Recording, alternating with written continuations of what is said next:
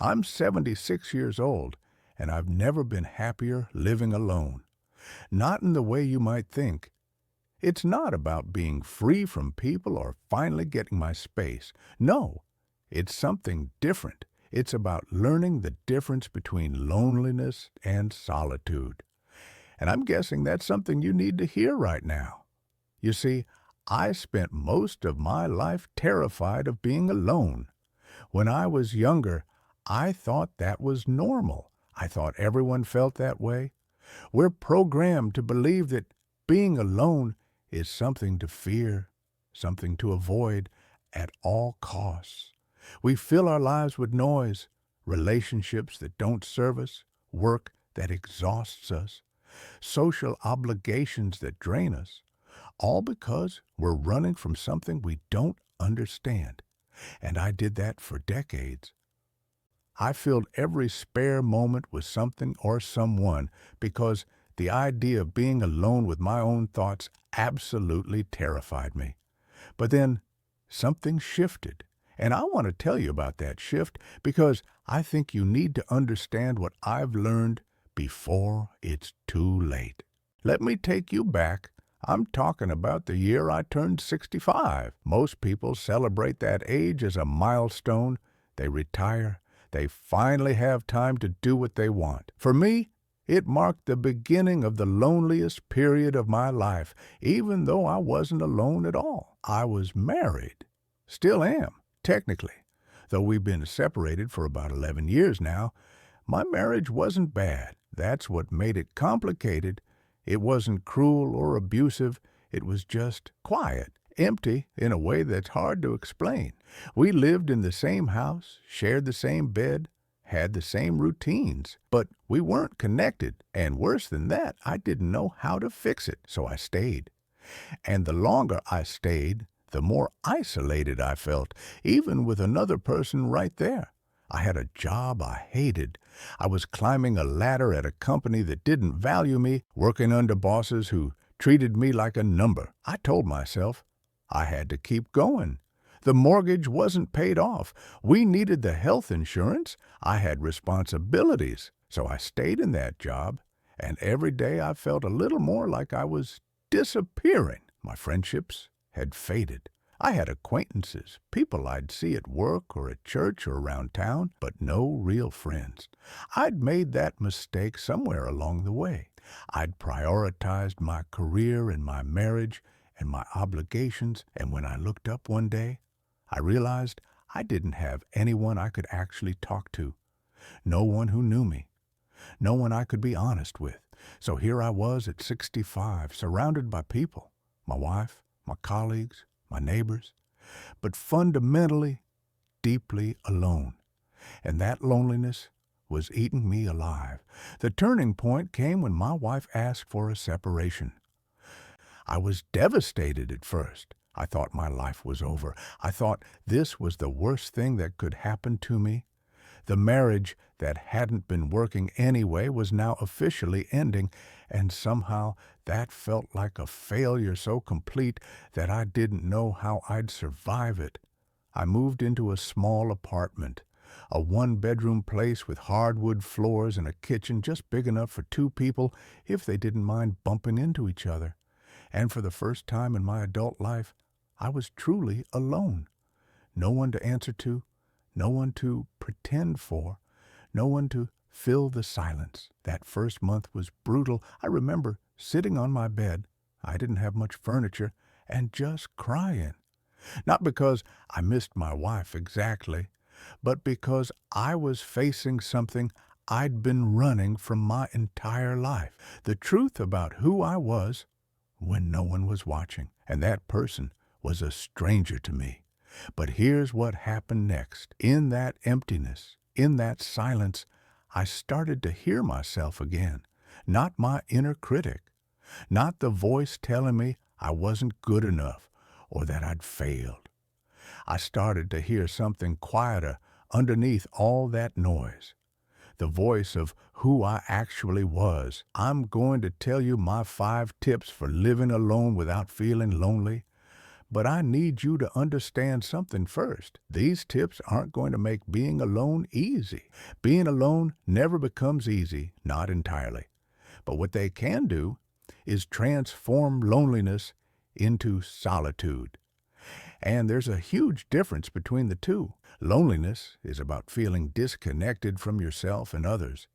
It's that ache you feel when you realize no one really sees you. Solitude is about being at peace with yourself. It's knowing that you are enough, even when you're the only one in the room. Tip number 1, get to know yourself like you'd get to know a new friend. When I moved into that apartment, I realized something shocking.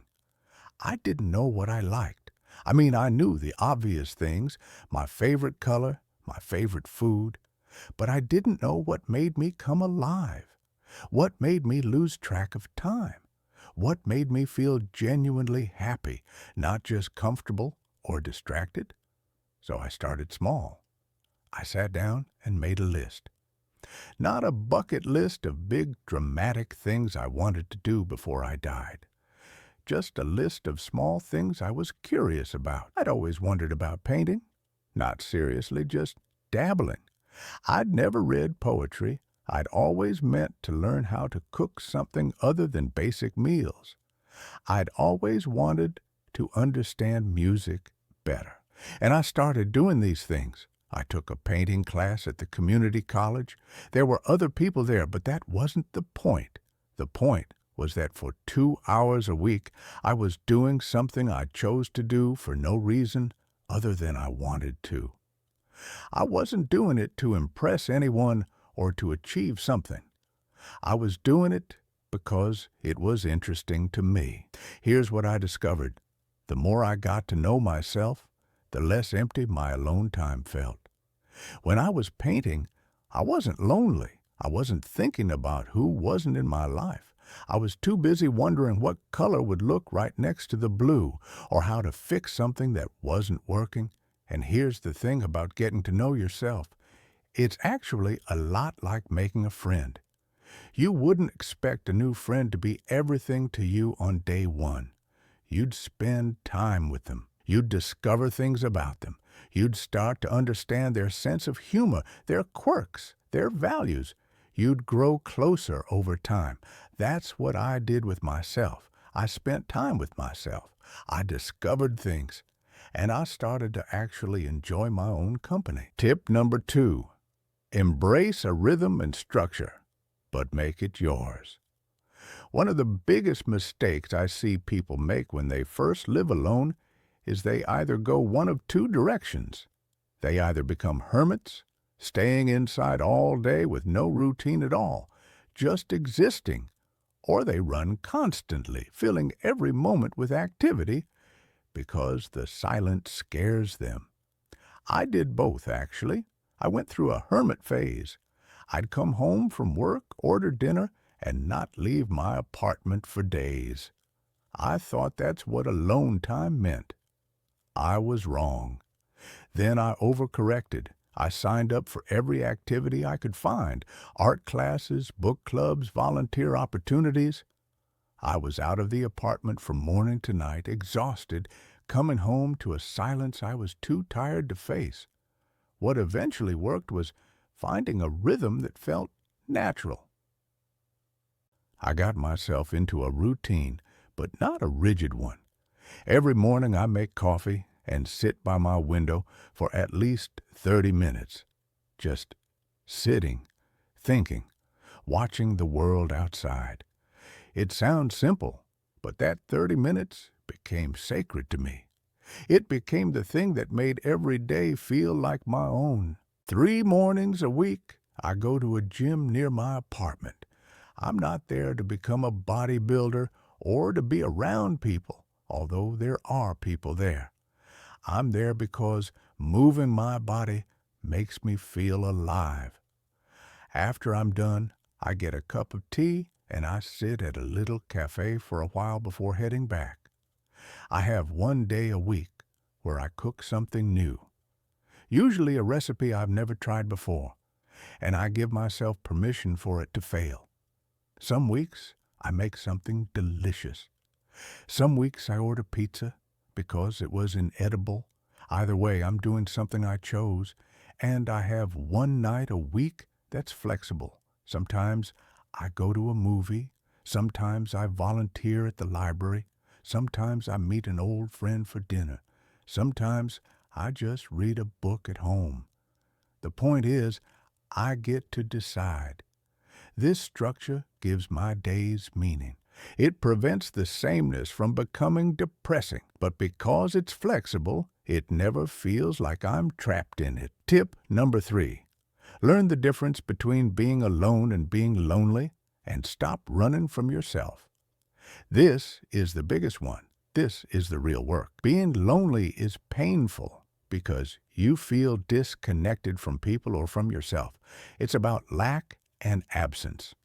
But being alone doesn't have to feel that way. Being alone can just be being alone. But here's what stops most people from experiencing that. We're scared of ourselves. We're scared of what we'll think about if we're not distracting ourselves. We're scared of our sadness, our regrets, our failures, all the things we don't want to look at. I spent years running from those things. I would stay in situations that made me miserable just to avoid being alone with my own thoughts.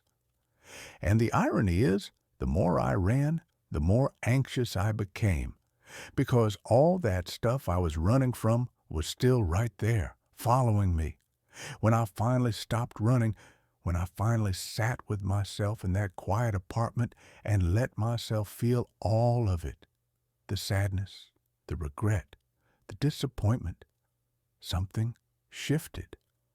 I realized that those feelings weren't going to kill me. I could sit with them, I could acknowledge them, and then they would pass.